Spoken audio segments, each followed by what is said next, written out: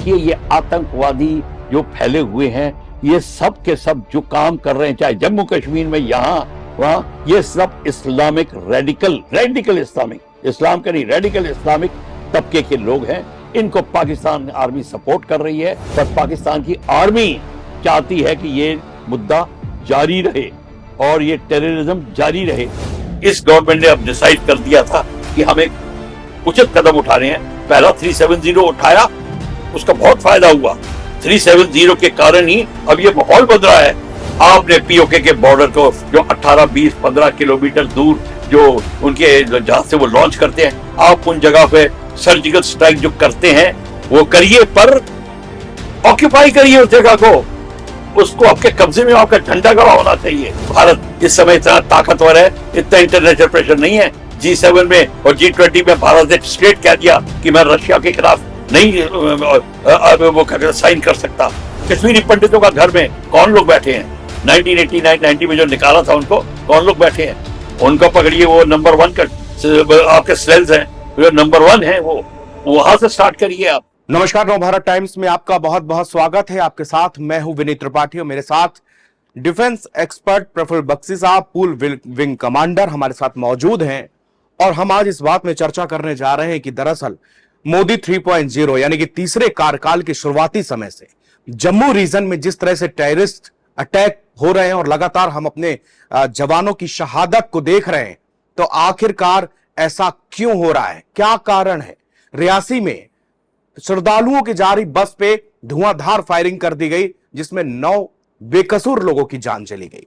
उसके बाद पुलवामा हो, कुलगाम हो, पहलगाम हो, या आप कठुआ हो, या आप डोडा हो, सारी जगहों पे आतंकी वारदातें लगातार सामने आ रही है। अगर हम लेटेस्ट बात करें तो बीती शाम डोडा में हमने अपने 5 जवानों को सर खो दिया है।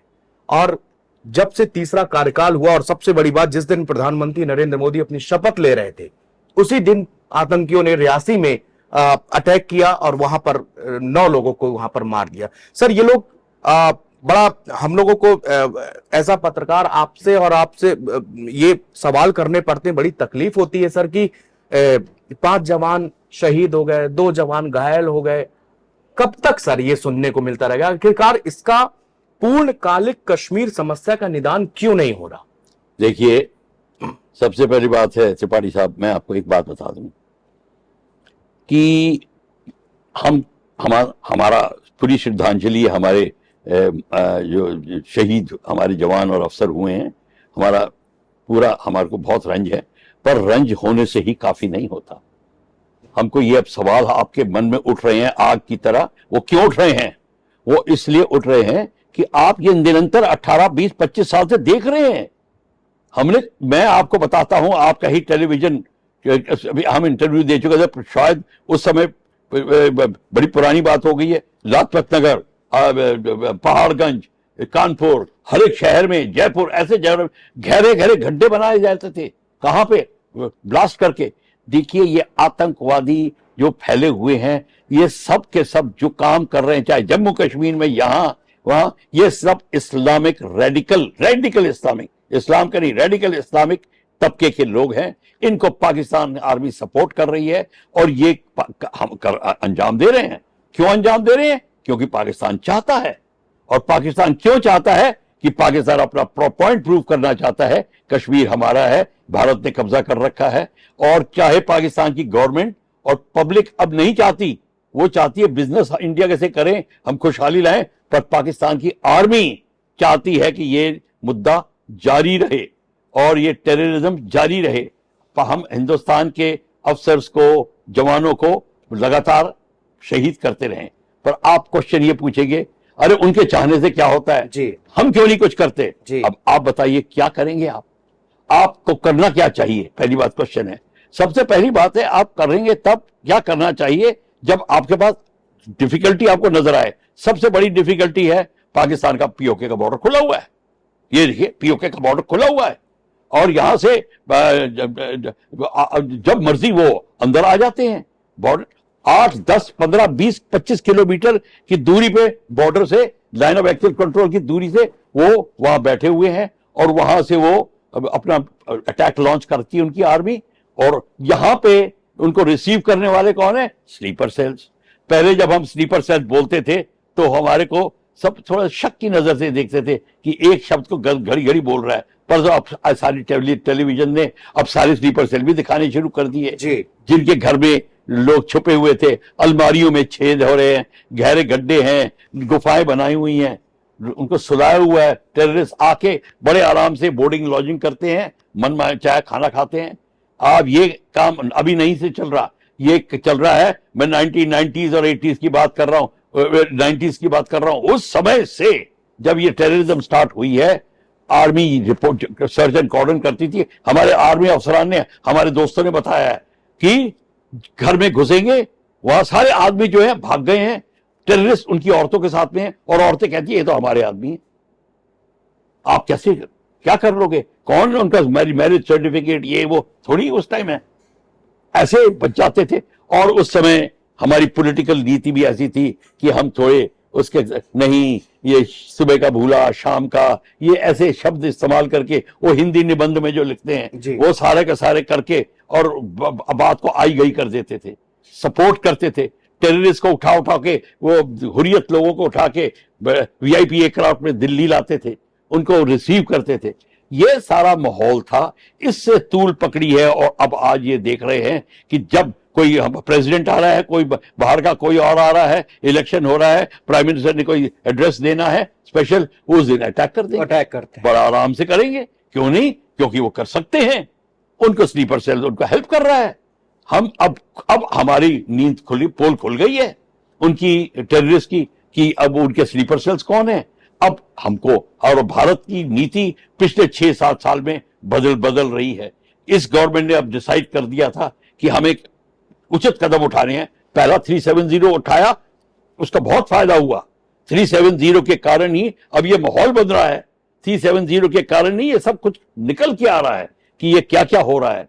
और उसके बाद 370 से पता चल गया है पाकिस्तान, कश्मीर की जनता तंग आ गई है इनसे। पर अब ये इक्के दुक्के जो लोग हैं जो चाहते हैं ये चले, जो पाकिस्तान आर्मी के सपोर्ट में और उनके फाइनेंशियल सपोर्ट में काम कर रहे हैं, वो ही हैं सिर्फ इस समय। पर वो बड़ी क्रूशियल जगहों में है। हर एक जगह के गवर्नमेंट के, चाहे पंचायत सिस्टम से ऊपर चले, चाहे वो पटवारी सिस्टम में उसमें ऊपर चले, जैसे भी हर लेवल पे ये हैं जो सपोर्ट करते हैं। पुलिस में हो जाए, पैरामिलिट्री में हो जाए, कहीं भी हो, इनके सपोर्टर हर जगह मिल रहे हैं। तो सर इसका सबसे बड़ा कारण आप समझ रहे हैं ये स्लीपर सेल, जिनको आप बार बार, स्लीपर सेल और बॉर्डर खुला हुआ पीओके का। अब पहला काम, आपने पीओके के बॉर्डर को जो 18, 20, 15 किलोमीटर दूर जो उनके जहां से वो लॉन्च करते हैं, आप उन जगह पे सर्जिकल स्ट्राइक जो करते हैं वो करिए, पर ऑक्यूपाई करिए उस जगह को, उसको आपके कब्जे में आपका झंडा गड़ा होना चाहिए। दुनिया को भी दिखाइए कि हमने ये जगह को ऑक्यूपाई की है। मॉरल सपोर्ट आपको दिया जाएगा। लेकिन सर इंटरनेशनल प्रेशर पड़ जाएगा फिर। इंटरनेशनल प्रेशर से कोई, भारत इस समय इतना ताकतवर है, इतना इंटरनेशनल प्रेशर नहीं है। G7 में और G20 में भारत ने स्ट्रेट कह दिया कि मैं रशिया के खिलाफ नहीं वो साइन कर सकता, ओपनली बोल दिया, अमेरिका को बोल दिया। और क्या प्रेशर, और कौन प्रेशर डाल सकता भारत पे? सबसे बड़ी चीज भारत ने की है, ये हमको पता भी नहीं है।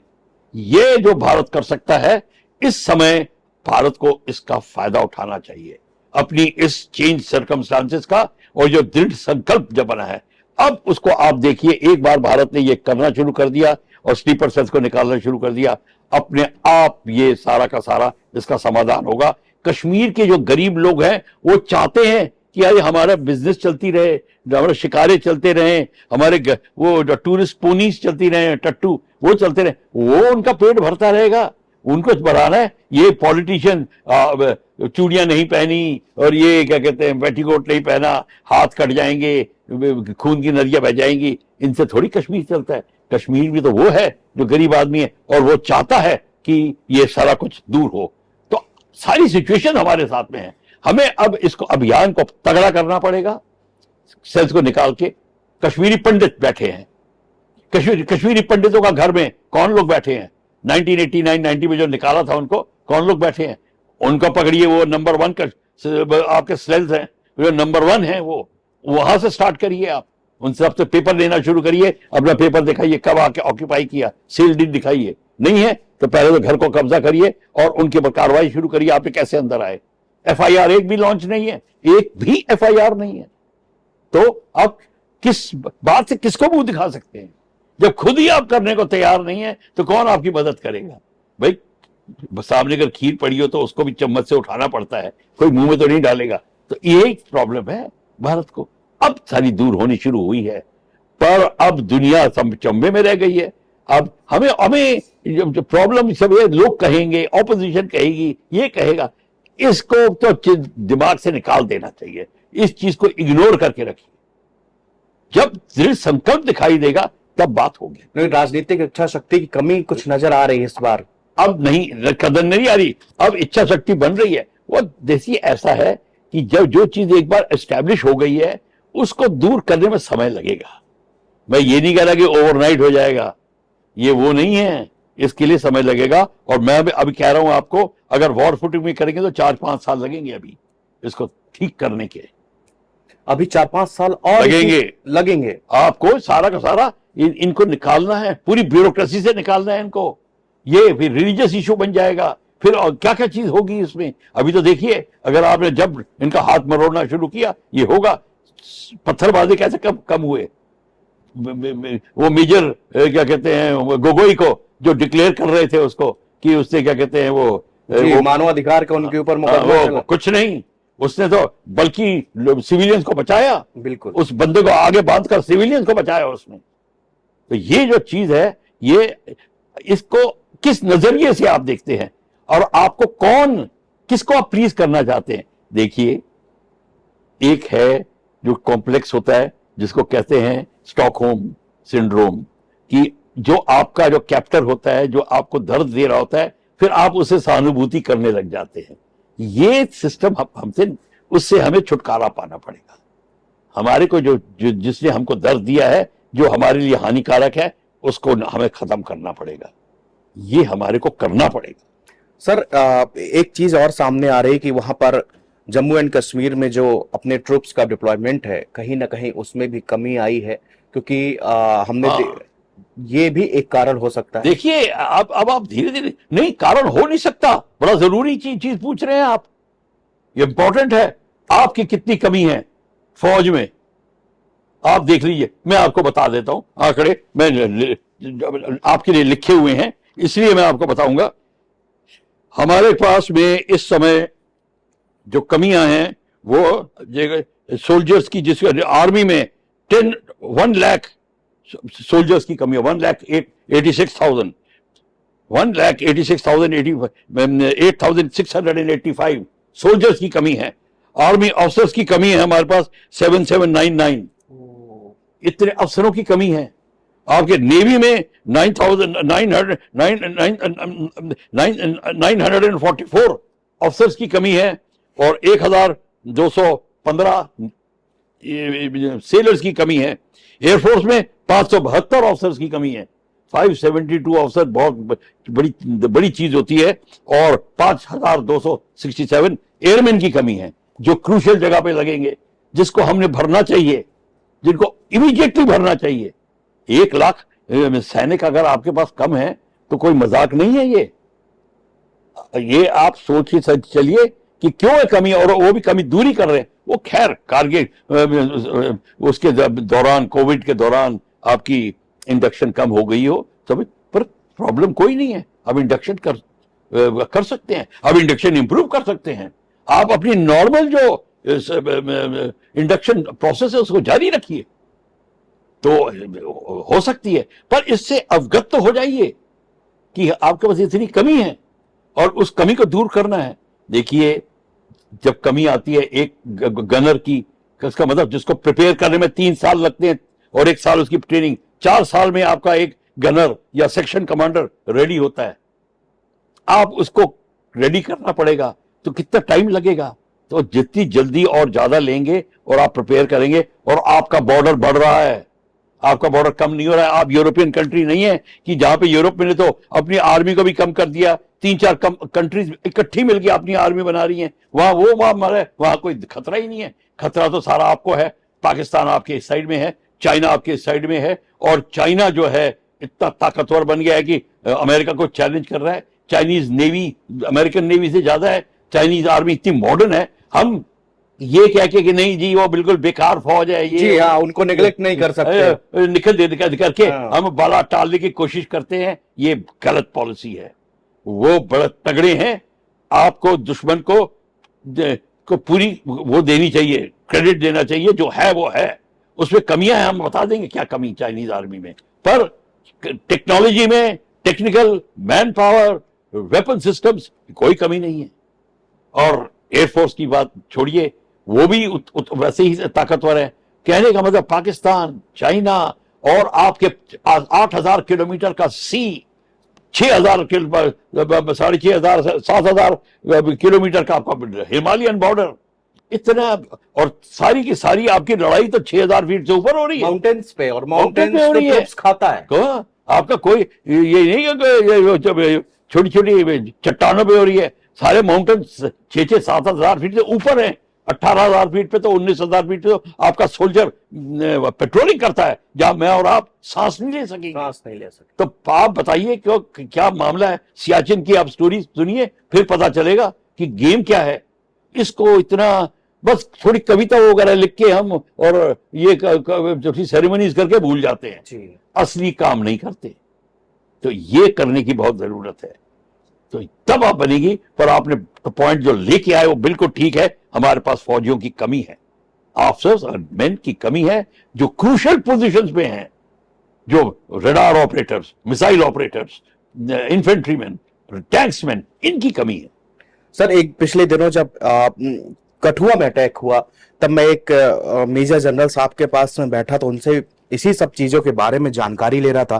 तो उन्होंने कहा था, आखिरकार आप कितने अपने लड़कों को थकाएंगे, आप कठुआ से ले जाते हैं उनको, वहां से 24-24 घंटे ट्रेवल कर रहे हैं। मतलब ये एक अजीब सी सिचुएशन बनती जा रही है कि हमारे जवानों को रेस्ट नहीं मिल रहा है। वो यहां से लगे, यहां से डिप्लॉयमेंट किया, वहां लगे, वहां से डिप्लॉयमेंट किया। मैं बता रहा हूं क्या करना चाहिए। ये मैं वेट कर रहा था अगर आप इसमें से क्वेश्चन पूछते कि चेंजेस क्या लाने हैं। सबसे बड़ा चेंज आपको लाना है जम्मू एंड कश्मीर में, एक single command and control. Single command and control, एक कमांडर होना चाहिए, सारी सिक्योरिटी फोर्सेस का एक कमांडर। 7 सिक्योरिटी फोर्सेस हैं, एक आर्मी है, JNK पुलिस है, 8, 10, 12 संस्थाएं हैं, सबके अपने अपने इंटेलिजेंस एजेंसीज हैं, सबके अपने अपने कम्युनिकेशन है, कोई कोऑर्डिनेशन ही नहीं है। ये प्रॉब्लम है हमारी को। आपको पूरा का पूरा एक command and control, reporting to the lieutenant governor और governor, directly reporting to the prime minister and need be defence minister, prime minister, president, whichever the chain of command. ये होना चाहिए। इसके लिए ये है, और आपको एडमिट करना पड़ेगा Jammu and Kashmir is a very crucial area for us, very important for us. सिर्फ ये कहना कि भारत का अभिन्न अंग है से नहीं होता। आपको ये एडमिट करना पड़ेगा, ये आपका सबसे क्रूशियल सेंसिटिव एरिया है, और आप इसको बचाने के सारी प्रयत्न करेंगे। तो ये प्रयत्न मैं बता रहा हूं आपको। इससे क्या होगा, बहुतों के संघर्ष शुरू होगा, इंटरनल फाइट होगी। मैं आपके अंडर काम नहीं करना चाहता, आप मेरे अंडर काम नहीं करना चाहते, ओवर माई डेड बॉडी, ऐसी बातें करेंगे। ये सारी की सारी भूल जाइए।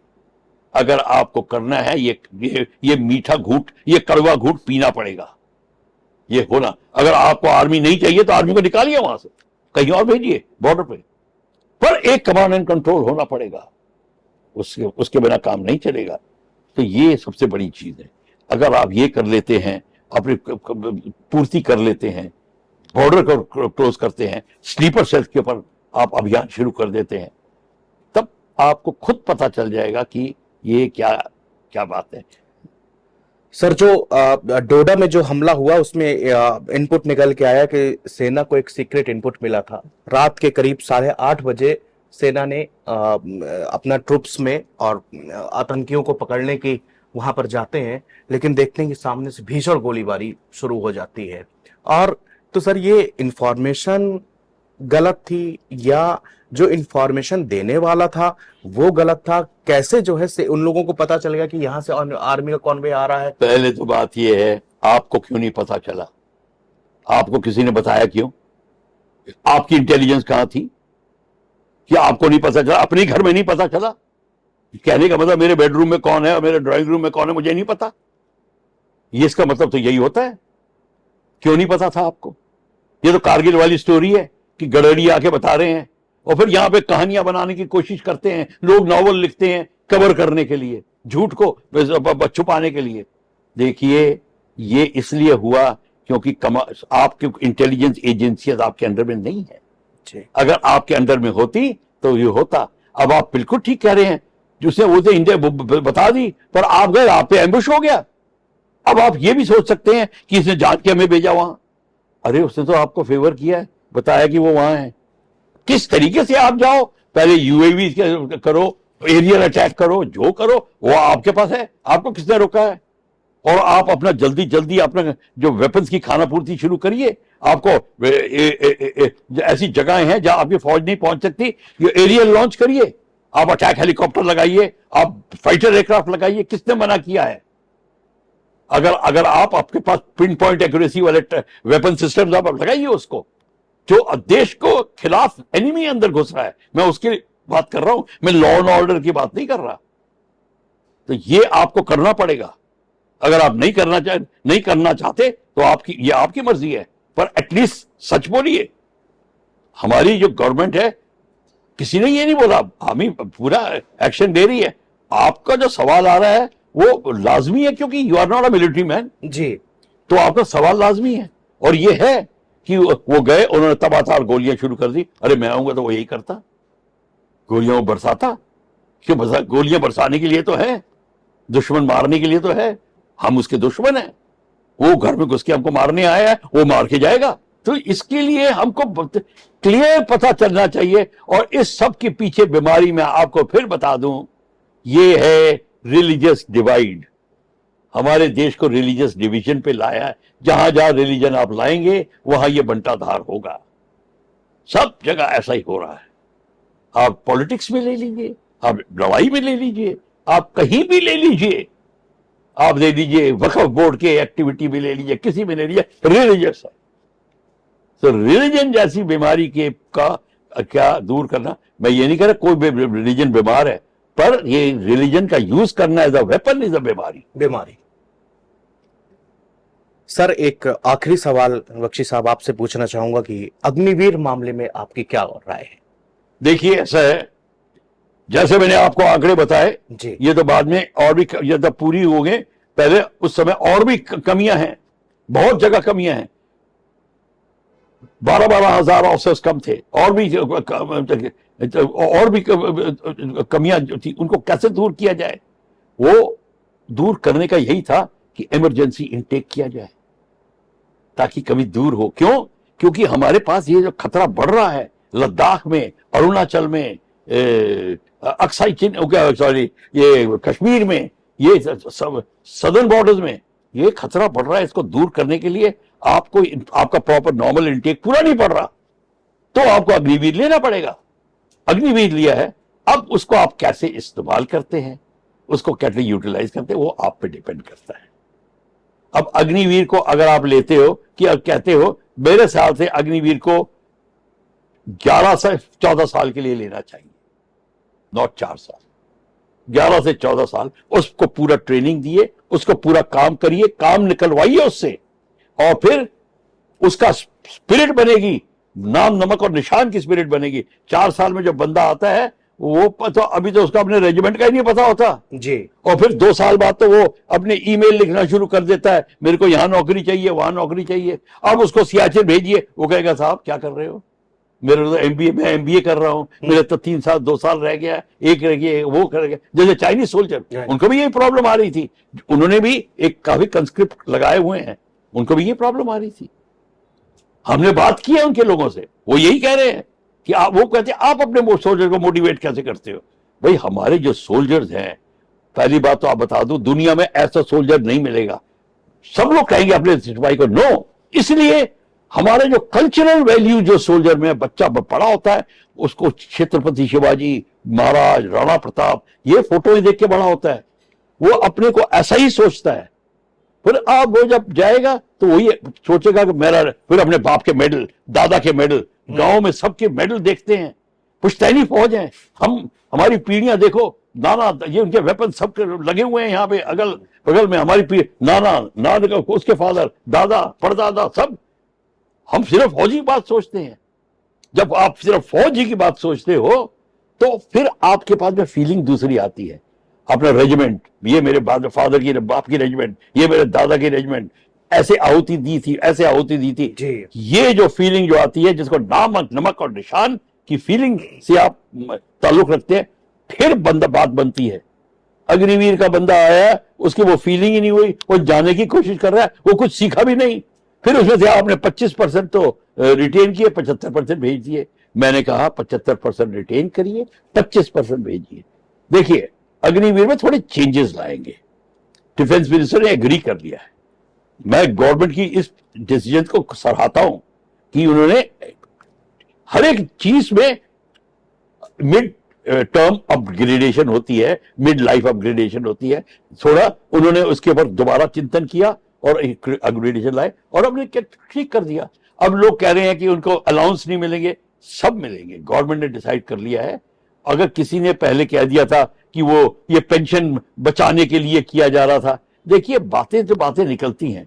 ये पेंशन हमारे को बचाने का तरीके निकाल रहे हैं।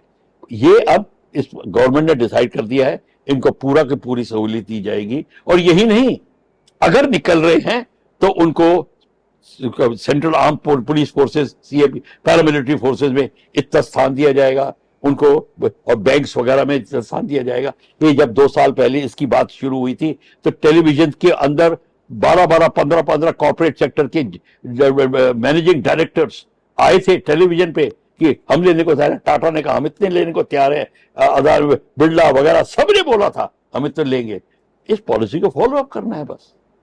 एवरीबडी इज रेडी, सब सहानुभूति कर रहे हैं। ये हम इसको फालतू में उछाल रहे हैं।